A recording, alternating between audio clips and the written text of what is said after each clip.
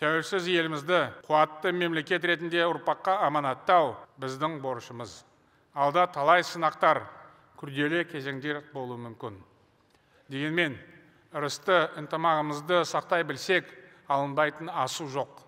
Мен бүгін халқымның алдында тұрып, бастаған ісіміз берекелі болсын деп тілеймін. Қазақ ірімшіл халық.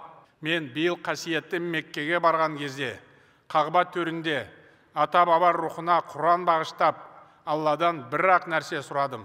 Ол елдің амандығы. Шын мәнінде, еліміз аман болса, жеріміз бүтін, бірлігіміз бекем, мемлекеттігіміз мәңгі болады.